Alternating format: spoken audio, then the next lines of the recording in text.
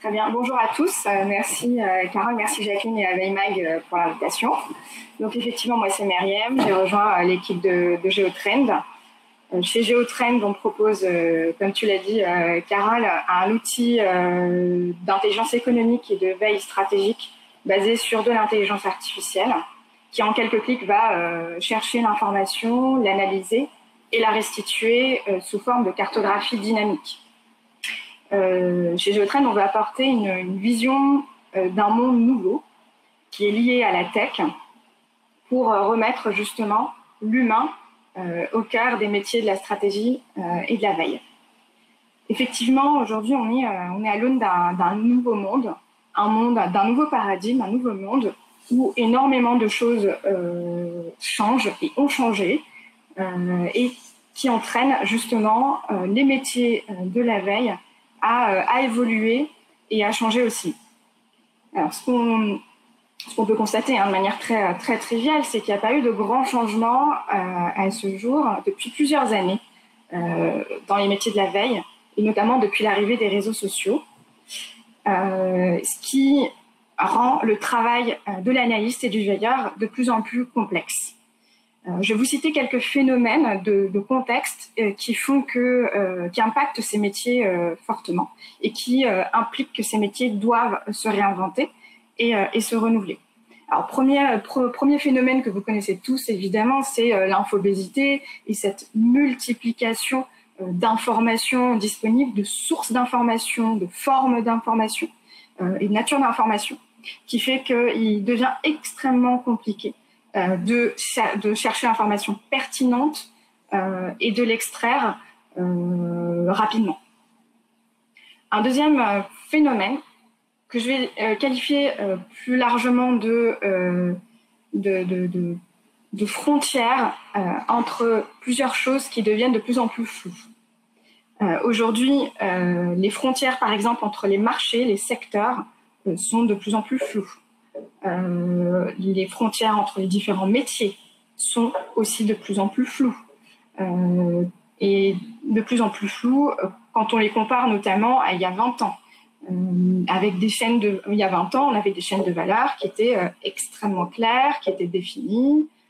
Je suis fournisseur, j'ai cette activité et c'est tout. Aujourd'hui, je suis fournisseur, mais je suis aussi potentiellement client, je suis potentiellement partenaire, investisseur, concurrent. Et donc, on en vient à des activités qui ne sont plus du tout silotées. Ce qui fait que les grilles de lecture, pour un analyste, un veilleur, deviennent encore plus complexes. On ajoute à cela aussi la transformation digitale qui s'est opérée depuis plus d'une dizaine d'années. Et la conscientisation des consommateurs qui deviennent des consommateurs, qui ont de plus en plus conscience d'un certain nombre de choses, qui font que tout ça a entraîné l'émergence de nouveaux géants du numérique, donc les GAFAM, pour ne pas les citer, et aussi de plein de sociétés qu'on appelle des licornes, ces fameuses start-up et très grosses sociétés valorisées à plus d'1 milliard d'euros de dollars, qui sont nées en quelques années et qui ont entraîné la disparition de plusieurs sociétés plus traditionnelles.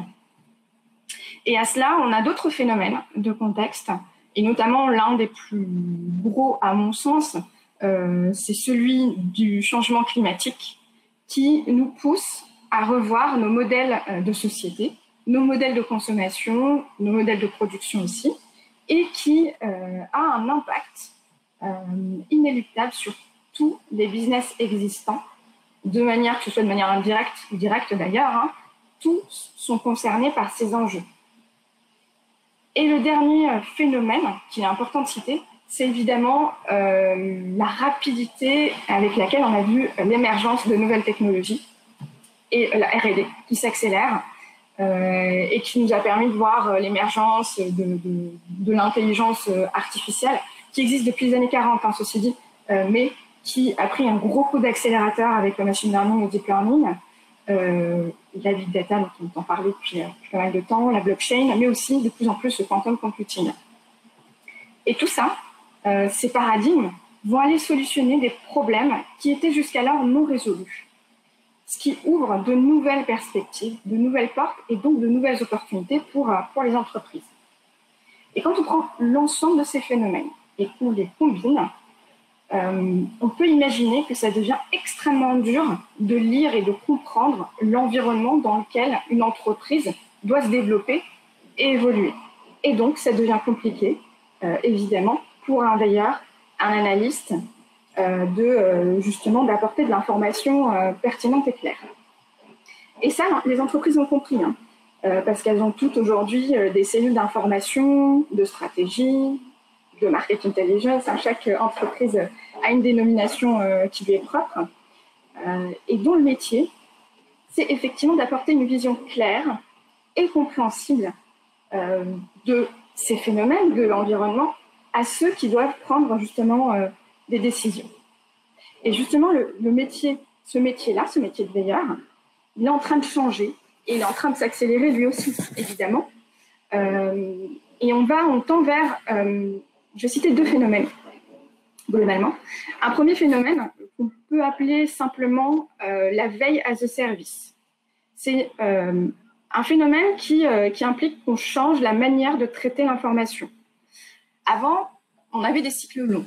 Donc, grosso modo, je suis veilleur, ou analyste, je configure mes outils de veille, je vais aller regarder des informations sur des sujets classiques, entre guillemets, donc sur mon entreprise, mon écosystème, mon marché, sur plusieurs années. Ça va me donner un dataset, donc je vais accumuler de la data pour pouvoir à la fois identifier des informations clés, mais aussi prédire des tendances. Donc, on est plutôt sur un cycle passif. On va attendre que quelque chose arrive pour réagir. Aujourd'hui, les métiers demandent à ces cellules d'être plutôt réactifs. On va leur envoyer des demandes ponctuelles. On va leur dire justement d'analyser des choses en fonction d'événements qui sont en train de survenir très très rapidement, par exemple, et qui sont liés justement à l'évolution très rapide des marchés et à leur changement rapide. Par exemple, il y a un nouvel acteur sur un marché qui n'est pas le sien à la base. Je vais voir apparaître un concurrent qui va sortir un produit sur une nouvelle activité. Une start-up qui vient de lever énormément de fonds et qui va venir concurrencer directement mon entreprise. Donc, les cellules d'intelligence doivent être très réactives pour répondre à ces questions.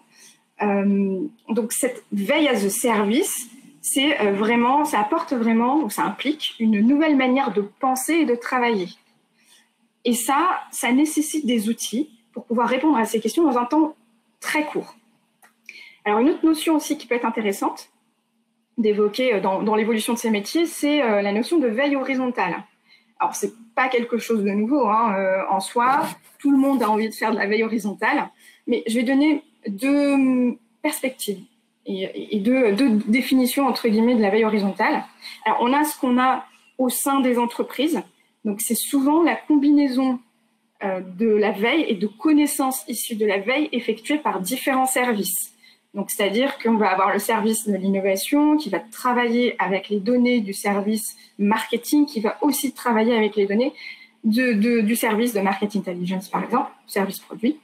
Et chacun va pouvoir, en agrégeant ces informations, en les comparant, en tirer une information plus qualifiée et plus pertinente. Une autre manière de faire cette veille horizontale, c'est ce qu'on peut appeler trivialement de la recherche transverse ou cross-market. On va aller casser des silos définis et connus. Donc, nous, chez Géotrend, on cite ça par opposition à la veille verticale. La veille verticale, c'est quand je me centre sur mon business, mon activité historique, quand je surveille, par exemple, mes concurrents, mes fournisseurs. Là, on va aller regarder ce qui se passe ailleurs, en dehors de mon secteur, sur d'autres marchés. L'intérêt, c'est qu'on va pouvoir déceler des opportunités, qu'elles soient technologiques, de business model. On va pouvoir anticiper aussi des menaces et des risques. Donc, si je résume sur ces tendances, aujourd'hui, on a une infobésité énorme. On peut dire qu'on a à peu près une multiplication par 7 de la quantité d'informations tous les 5 ans. C'est énorme.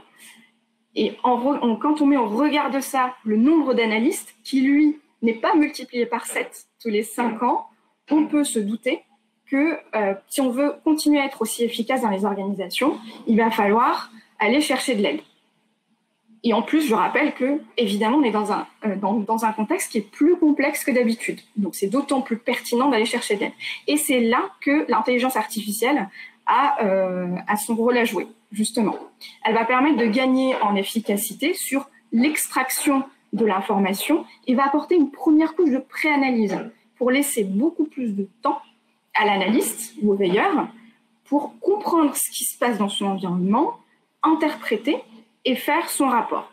Ce qui, naturellement, a beaucoup plus de valeur, on peut l'imaginer, que de faire de la collecte. D'ailleurs, pour vous donner un ordre d'idée, globalement, quand on fait une étude aujourd'hui, 80% du temps est passé sur la recherche d'informations et seulement 20% sur l'analyse. Donc, la promesse de l'IA, c'est évidemment de faire l'inverse. Donc, 20% à chercher l'information pertinente et 80% à l'analyser. Donc, on peut imaginer que cette inversion de paradigme, elle va permettre de rendre le travail de l'analyste et du veilleur beaucoup plus valorisé. Par contre, je vous regarde tout de suite. Alors, l'IA, c'est pas un miracle. Donc, elle fera jamais le travail, l'analyse aussi bien que les experts du domaine, qui sont de véritables bibles à force de faire des recherches, etc. Ils ont accumulé une connaissance et une expertise assez forte. Donc, il faut plutôt imaginer l'IA comme la capacité à rendre un analyste outillé, augmenté. D'ailleurs, il y a des termes aujourd'hui qu'on peut trouver qui existent. On va parler d'analyse augmentée, on va parler d'études outillées, mais tout ça, globalement, ça va dans le même sens. On va augmenter les capacités de l'humain sur les activités où il y a finalement peu de valeur pour qu'il soit beaucoup plus rapide et qu'il passe beaucoup plus de temps sur ce qui est à plus forte valeur ajoutée pour l'entreprise. Alors, il y a une autre notion aussi qui est très importante ici, c'est la notion de biais. Alors, il faut que j'accélère, c'est ça ? J'ai une question que je vais juste te poser tout de suite parce qu'elle est très concrète. Tu as cité les 80-20 en termes de sources là, sur l'analyse et puis la recherche. Est-ce que tu as une source particulière à indiquer aux personnes qui écoutent ? Alors, c'est une étude interne à Geotrend. D'accord. On a effectué effectivement au niveau de nos clients et d'un échantillon assez large. D'accord. Donc, voilà. C'est pour vos besoins spécifiques. Elle n'est pas en accès... Elle n'est pas en accès direct, mais c'est pour vos besoins spécifiques que vous avez fait cette étude. On a fait effectivement cette étude en amont de l'outil, effectivement. D'accord. Ouais. Merci. Je vous en prie. Donc, pour reprendre une autre notion qui est importante, c'est la notion de biais. Effectivement, ce qui est assez compliqué aujourd'hui, c'est que humainement, on le sait tous, on a différents biais. Et quand on va chercher l'information, on va la lire et l'interpréter. Ces biais-là seront présents.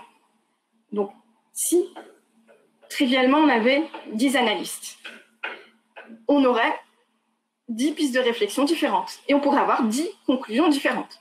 Sans compter qu'en plus, on aurait potentiellement oublié certaines pistes de réflexion. Le fait d'avoir une IA plutôt objective, ça peut à la fois aider à faire des corrélations qui peuvent nous sembler contre nature, impensables humainement, et ça nous permet justement d'aller chercher quelque chose qui peut nous sembler incohérent ou pas cohérent. Alors qu'en fait, en réalité, ou dans la réalité, les faits montrent que effectivement, cette entreprise ou cet acteur est sur ce marché qui n'est pas du tout le sien. Mais ça, on ne va pas y penser tout seul à cause des biais. L'IA, elle, n'a pas de préjugés, donc elle va aller voir s'il n'y a pas quand même quelque chose. Donc, on peut imaginer qu'avoir ce support technologique, ça peut être super puissant pour comprendre des choses vers lesquelles on n'aurait pas été naturellement.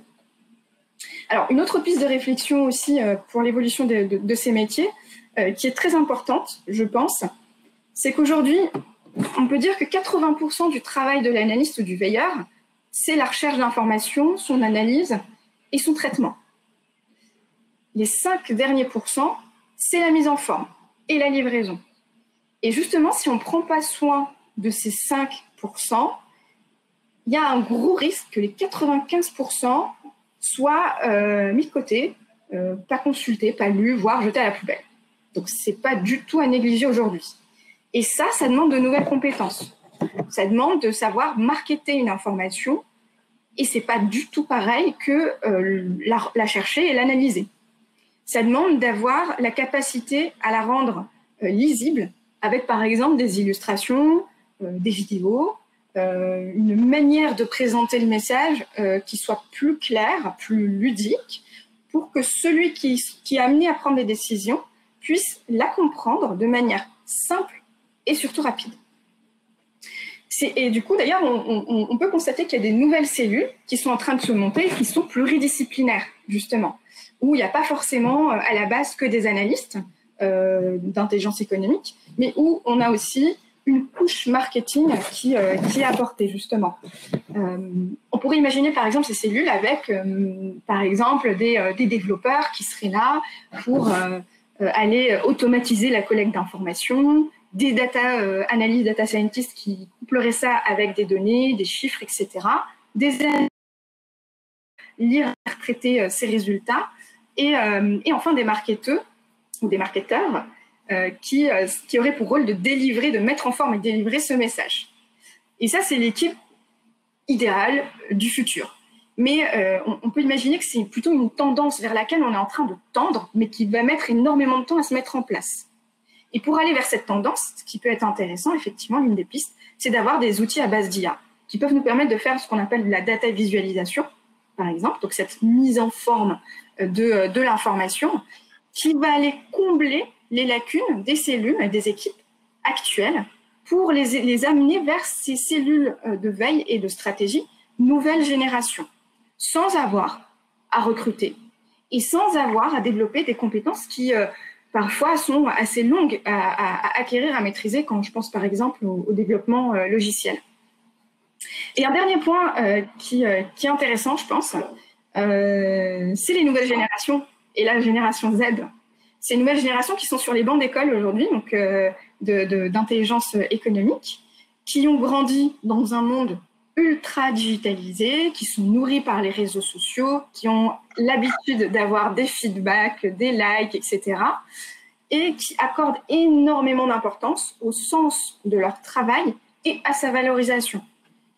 Et justement, aujourd'hui, notre rôle, c'est d'accompagner cette nouvelle génération d'analystes en leur permettant, en leur offrant, en leur permettant de rester dans un monde dans lequel ils trouvent finalement leurs repères, où ils ont leurs valeurs de simplicité, d'efficacité et d'ergonomie, qui est très importante à leurs yeux. Un monde où les écoles travailleraient main dans la main avec les éditeurs pour leur fournir effectivement la valorisation de leur travail, leur permettre d'être nourris par le feedback, de voir si leur travail a été utile, a été lu, a apporté ses fruits, en quoi il a apporté ses fruits. Je pense que ça, c'est très, très important de le garder en tête. Et là, je vois que le temps file, donc très vite, je conclus. Donc je dirais aujourd'hui qu'on vit une période vraiment inédite et formidable qui permet justement à l'intelligence économique au sens large et à ces métiers de se réinventer. Et chez Géotrend, justement, on s'inscrit dans cette histoire-là pour conforter le rôle central de ces cellules d'intelligence qui sont devenues de plus en plus indispensables et pour les accompagner en les outillant justement, en leur fournissant de l'intelligence artificielle et de la data visualisation. Voilà, merci beaucoup. Merci Myriam. À votre dispo pour les questions.